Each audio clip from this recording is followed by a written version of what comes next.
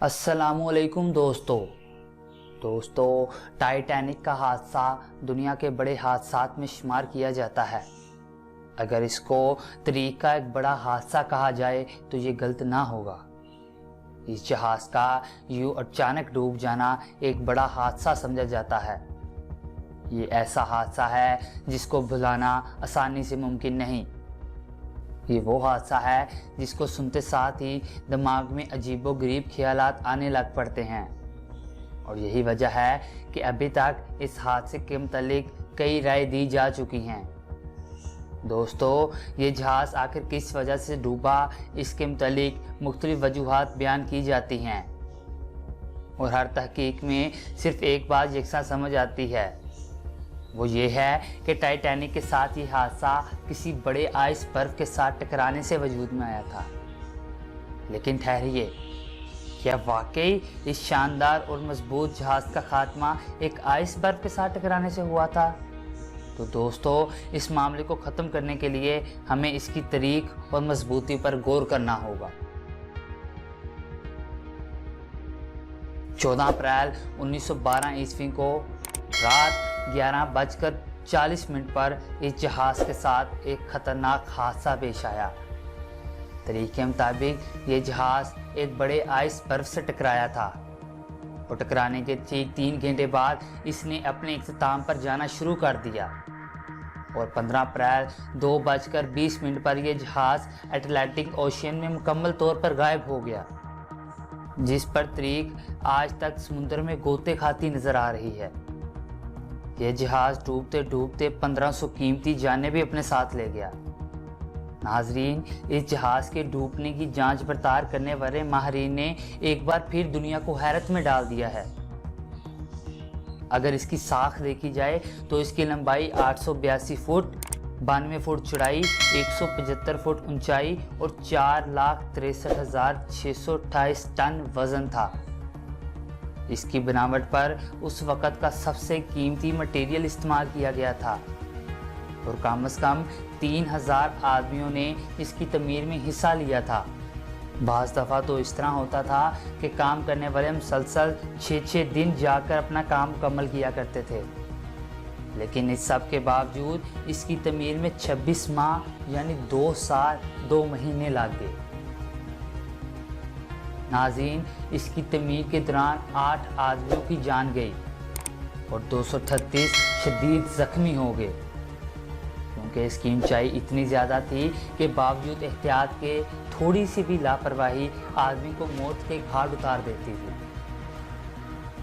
बहरहाल, इसके अंदर हर किस्म की आसाइश का सामान था, जिसमें gym, squash club, night club, खाने पीने की बेहतरीन कैंटीन, अलगर्ज हर वो साइज थी जो देखने वाले को हैरान कर दे। दोस्तों, इसकी इस कदर खूबसूरत बनावट पर इसके एक करिंदे ने अल्फाज कहे थे, इस जहाज़ को अब खुदा भी ख़त्म नहीं कर सकता, नाउज़ बिल्लाह। यानी ये जहाज़ कभी नहीं डूब सकता। लेकिन आने वाला वक़्त इन पर क्या तबाही ला रहा है, वो इस चीज़ से बलातर इसकी मुसाफत और इस पर सैर करने के लिए पूरी तरह तैयार थे। इसके अलावा एक और बात कि इस जहाज़ पर आने वाला खर्च आपकी सोच से भी कहीं कम है। इसका टोटल खर्च 7.5 मिलियन था, और इसकी बनावट पर 200 मिलियन खर्च हुआ था। खैर दोस्तों, अब इस जहाज़ का सफ़र शुरू हुआ, और अंजाम से बेखबर मंजिल की तरफ रवा दवा ये जहाज़ अपने इख्तिताम का सफ़र भी शुरू कर चुका था। और फिर देखते ही देखते ये जहाज़ अटलांटिक ओशियन में मुकम्मल तौर पर तबाह व बर्बाद हो गया। हाजरीन, अब हम बात करते हैं इसकी असल हकीकत पर, जो इसकी तबाही का सबब बने थे। मिस्टर सैलोन मेलोनी, जो कि इस पर तहकीक कर रहा था, इसने अपनी तहकीक के दौरान एक नया इंकशाफ किया। इसका कहना था कि जहाज़ के साथ पेश आने वाला हादसा सिर्फ एक आइस बर्फ के साथ टकराने से नहीं हुआ था, बल्कि इसमें लगने वाली आग से हुआ था, जो कि इसके निचले हिस्से में लगी हुई थी।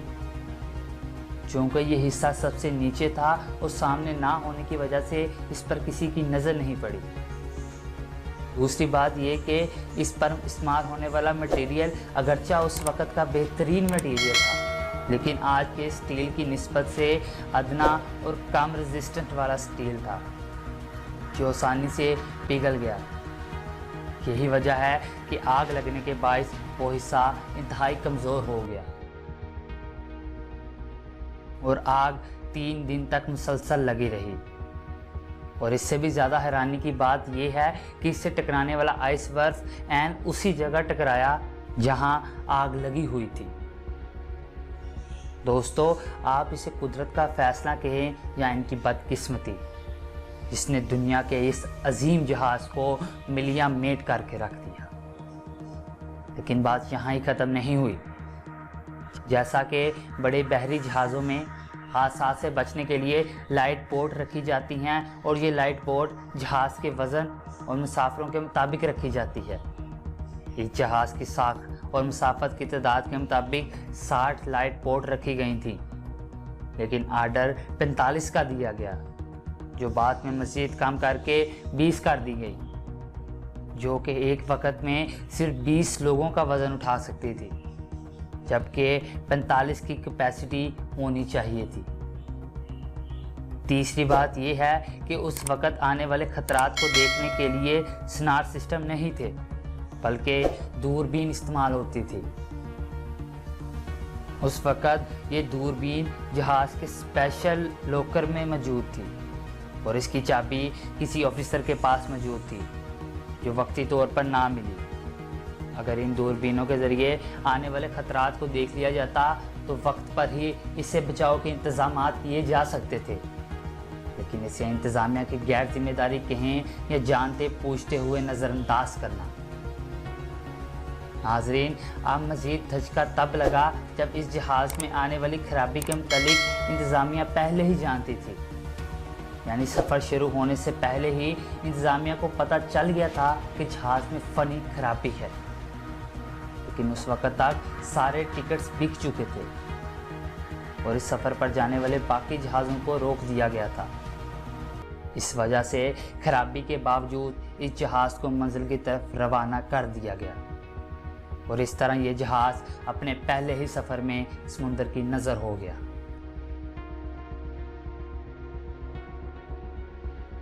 इन्होंने तकब्बर किया था कि ये जहाज़ कोई नहीं डुबा सकता। इसी वजह से ये जहाज़ टाइटैनिक के साथ ही समुद्र में डूब गया। तो दोस्तों, आज की वीडियो आपको कैसी लगी हमें कमेंट में ज़रूर बताइएगा, और जो लोग हमारे चैनल पर नए आए हैं वो हमारे चैनल को सब्सक्राइब कर दें और साथ लगे बेल आइकन के बटन को भी दबा दें। अगली वीडियो में मुलाकात होगी, तब तक के लिए अल्लाह हाफिज़।